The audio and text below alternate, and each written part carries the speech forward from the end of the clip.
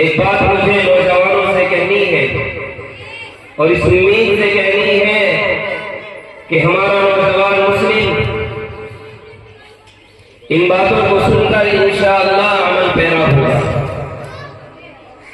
فرماتے ہیں اور کہنے والے کہتے ہیں کہ نوجوان کسی بھی قوم کا، کسی بھی ملت کا، کسی بھی خاندان کا، کسی بھی ملک کا ایک عظیم سرمایہ ہوتا ہے۔ نوجوان اگر کچھ کرنے کی ٹھان لیتا ہے تو بڑے بڑے کام کر گزرتا ہے۔ فرماتے ہیں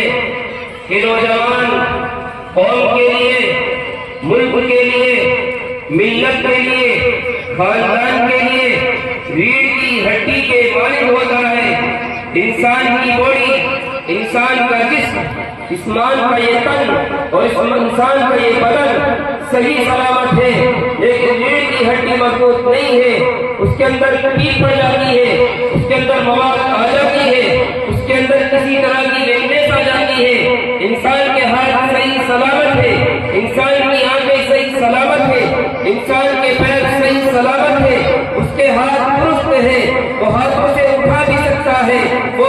دماغ سے سوچ بھی سکتا ہے، وہ آنکھوں سے دیکھ بھی سکتا ہے۔ لیکن اگر ریڑھ کی ہڈی اس کی کمزور پڑ چکی ہے تو انسان جوان ہونے کے ساتھ ساتھ، صحت مند ہونے کے ساتھ ساتھ، ہاتھ سلامت ہونے کے باوجود، آنکھیں دیکھنے کے باوجود یہ انسان جوان نہیں رہتا ہے۔ جوان ہونے کا مطلب یہ نہیں ہے، جوان ہونے کا مطلب یہ ہے کہ انسان اپنی ریڑھ کی ہڈی کے ساتھ مضبوط کھڑا ہوا ہو۔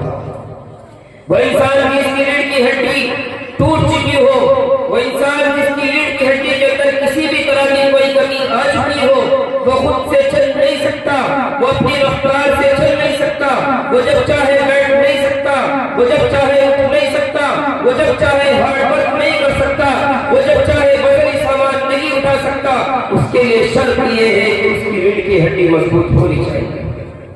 اسی طرح اگر کسی قوم کا نوجوان اپنے آپ کو بھلا دیتا ہے، اپنی اہمیت کو بھول جاتا ہے، اپنے قدر کو بھول جاتا ہے، اپنی وقار کو بھول جاتا ہے، اپنے مقام اور مرتبے کو بھول جاتا ہے،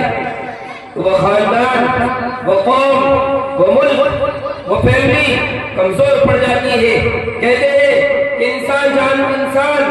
وہ انسان جو جوان ہو، دماغ کی مانند ہے، کہ انسان ہے، دماغ صحیح سلامت نہیں ہے۔ اگر انسان کا دماغ